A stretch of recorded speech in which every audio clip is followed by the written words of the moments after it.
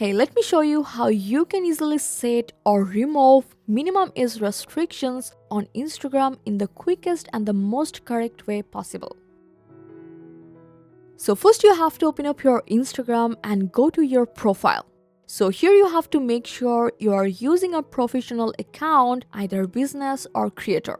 So now you have to tap the hamburger menu, then scroll down, and if you're on a business account, go to business tools and controls option, and here from this page, go to minimum age.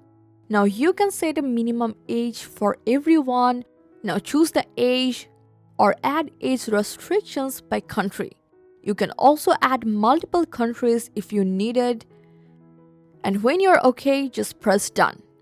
And it's set. Now whenever you need to remove it, just go back to this page, just hit remove and press done. And that's it. I hope this guide helped you a lot. Make a like and subscribe for more Instagram tips and tricks. Thanks for watching.